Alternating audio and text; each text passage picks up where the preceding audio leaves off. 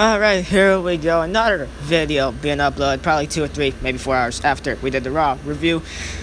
This is not Wrestling Pins number 5, this is Wrestling Pins number 6. Last episode, I fucked it up. It's actually number 5 for last episode. This right here is Wrestling Pins number 6. I am not gonna edit the picture scene now. It says number 5. Don't care. Just know that this is episode number 6. Episode 7 will be SmackDown, most likely uploaded tomorrow afternoon.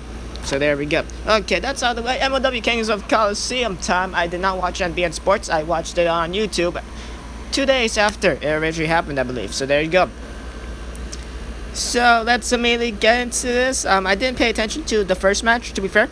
Everything else I did pay attention to well enough. So yeah, first part gonna be a little bit iffy wise, and then the rest should be, should be good.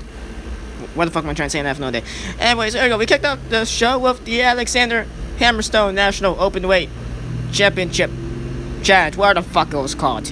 It's answered by Kodo Brazil. He had a matchup on MLW Fusion a couple weeks ago that I did watch and I did enjoy. I forgot who it was that he faced. I did see the match though. So yes, that was good. Hammerstone goes over, and it was a pretty decent match, I guess. I didn't really pay attention to it, so I can't really say, but I do remember liking it a fair amount, so there you go. Hammerstone goes over as MJF gets a mic and says that the Dynasty would challenge the Hart Foundation for the Tag Team Championships. I didn't really pay attention to this promo either. MJF, I do stand by that he will soon be AEW World Heavyweight Champion in the future. He's fucking awesome. He's like the new generation of The Miz. Like, especially 2011 heel Miz. He's that good. He's that good. He draws heat and he keeps kayfabe alive as well by still drawing heat. That's what you call a fucking great heel, and MJF is a fucking great heel, and that right there is awesome. So that happens. Cornette and the other guy hype up the main event. I'm saying Cornette and the other guy because I don't know the guy that commentates with Jim Cornette. I can't remember his name. And then obviously we have Jim Cornette, who has the I believe tennis racket, paddle, whatever the fuck it is, with the beIN Sports thing. So yeah, that's also a factor. Shall get Jim Cornette again later on tonight, which of course is always fucking awesome. Simon Gotch backstage, sure, he's doing the same thing, hyping up the main event, basically saying the Contra will reign supreme, or the fuck, I can't remember. And then he's probably being down by Tom Lawler. Lawler has shaved his head now. He looks fucking different. To be fair, that's probably how he looked like in the MMA. I don't know. I like it better with his other hair style that he had. This one just looks odd if you ask me, but whatever. Not my hair, so don't really have to be critiquing that. So he basically just kicks Gotch's ass, fucking says the door closes on Contra, after he closed the door on Gotch, but then it opens up as he says that, so yeah, but that happened. Basically, Gotch gets his ass kicked for a good couple seconds, and Lawler gets built up before the main event later on, a couple minutes after this whole segment, so he gets built up still in the pay-per-view, so that's actually pretty solid, so that's nice. Just a couple minutes away from style defense, so that's awesome. Myron Reed versus Rey Horus. Horus is the cousin of Rey Mysterio, or something like that. It shows, obviously, first name Rey. To be fair, kind of really doesn't make no sense for it to show. Oh, whatever. Bottom line, there are a couple highlights of this match that I did actually write down. So Reed plays the mind games before the bell, and once we get into, well, like he's hesitant to get inside the ring. For the first couple seconds, maybe it goes on for a full minute, just to really upset Rey, basically. Nice Matrix duck that leads to an enziguri by Myron Reed to Rey, which was good. Rey kicks out two after Jordan Oliver attacks him behind the ref's back, so that also works out. The heels using the 2-on-1 advantage, basically. So that is that's solid. Where am I up to here? Rey does a tope con hilo to both competitors, which is also a pretty nice spot of the match. Reed catches Rey with a vicious dropkick out of nowhere. Brainbuster reversed into a shitty stunner, and springboard 450 by Reed. It's still not enough to put Rey Horus, and yes, it did say a shitty stunner. To be fair, it wasn't that bad, but I mean, I just wrote down shitty stunner, so we're gonna go with that. Forearm exchange and Spanish fly via Rey Horus does not get the victory just yet, so we've had a couple of good moments in the matchup where both opponents will not stay down for the referee 3 count, so that's good. Ray kicks Oliver's ass and turns around into a springboard uppercut, nicely done by Myron Reed, which gets him the victory. John Oliver and Reed respectively beat down Horus after the match, and we immediately go backstage to Dayhart Smith and Tay Hart. Well, Davey Boy Smith Jr. or the fuck. I still say Dayhart Smith. I'm still stuck in 2010, so there you go. Dayhart Smith and Tay Hart backstage. Tay Hart looks stoned as always, of course. They accept the Dynasty's challenge, but it will be a ladder match, as Brian Pillman Jr. joins and says he will not disappoint them, as Dayhart Smith did say something about Brian Pillman Jr. joining. So you guys could correct me in the comments, because I'm not going to check back for the segment. So is it going to be a 6-man tag? I'm not sure, because I didn't really pay attention to that segment. I really just wanted to pay attention to the matches. But if it's going to be a 6-man tag for tag titles, because the Freebird rule, I don't know how that's going to work. Unless it's going to be like a regular 2-on-2 type situation. I don't know, didn't pay attention. That's kind of my fault. So yeah. And Jim Cornette Experience live here in MLW Fusion. Not Fusion. Live here in Kings of Colosseum Ppv. That's what I meant.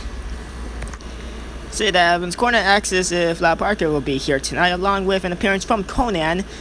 Cornette defends Conan as De La Renta trashes Conan. Can't remember really what happened there, but that was a factor, I guess. Bam, all of a sudden, fucking Conan appears out of nowhere. Well, by out of nowhere, I mean the entrance ramp. He just randomly appears. Crowd pops a little bit. It's an indie show for an old-ass wrestler. You're not really gonna get that much of a big pop.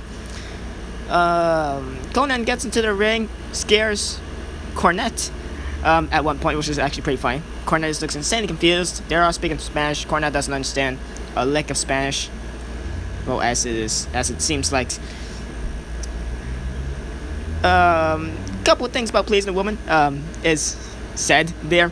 Conan almost starts the live sex celebration at one point, similar to Edge later. So that happens, and Jim Cornette clearly does not want that to happen. So that was a little bit of a short but funny moment there. A recap of, and yeah, that's basically it. De La Renta threatens to basically reveal a secret of Conan that Conan does not want to be known, and that's how the segment really ends off, to be fair. Rather abrupt, but it builds up to something in the future, I guess. Recap of Tom Lawlor beating the shit out of Simon Gotch earlier, so that happens. Dr. Wagner Jr. is hyped up to come to MLW as well, so that should be interesting to see when that happens. The Dynasty backstage segment, as MJF is given the news of a ladder match in the Dynasty, except that happened. It didn't really need to, but it happened as a segment. So basically, Cornette tells us that MJF is just scared of heights. So once that match happens, we shall see how that works. I feel like the Dynasty will actually win that. MJF overcomes his fear of heights, or whatever the fuck. So that shall happen. Tom Lawlor takes on Jacob Fatu in the main event for the MLW World Heavyweight Championship, and I was expecting a pretty great match. Did it happen though? I mean, maybe. It was rather abrupt. We shall get to that actually right now. So I'm gonna take a moment here to say that the ring announcer for MLW is fucking awesome.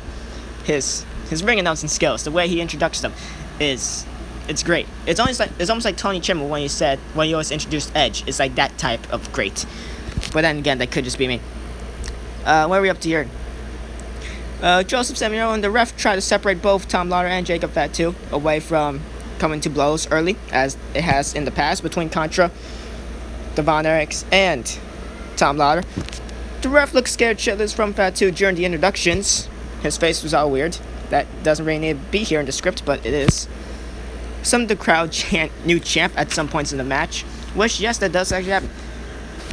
So now as we get into the actual fucking match here, without saying anything else, Samuel grabs the legs of Tom, which leads to him getting sent to the guardrail from Fatu. Fatu chokes Lawlor with a camera cable for a couple seconds, which was a nice mean streak, I guess. That is something Contra obviously will do.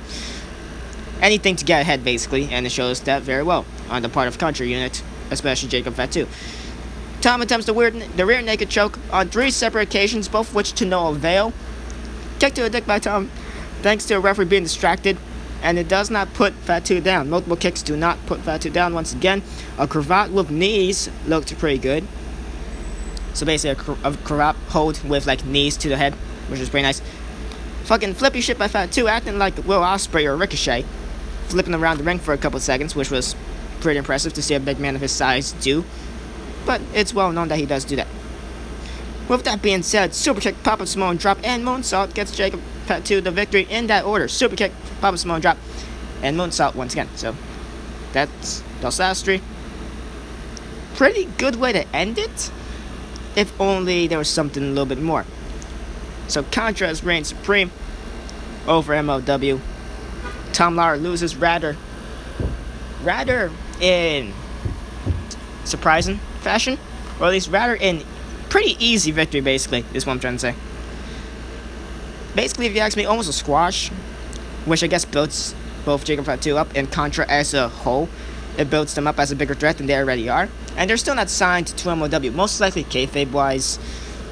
So they've basically just taken over MLW. Jacob Fatu is the MLW Warrior Champion. Commentators saw that they thought Tom Wolf kicked out, which is what I thought as well. I'm pretty sure everyone thought that Tom was going to kick out the first one at least, and the match would have gone a little bit longer. Majority of the offense was Jacob Fatu. Tom Lawler had a couple good moments in that matchup though. So overall, rather disappointing match to a pretty solid pay-per-view. First two matches were pretty good. And then the main event was also good in its own right. Just one thing, if it wasn't a World Heavyweight Championship matchup. If it makes any sense. First two matches were good. And then the last match, it was also pretty solid. The main event was pretty solid.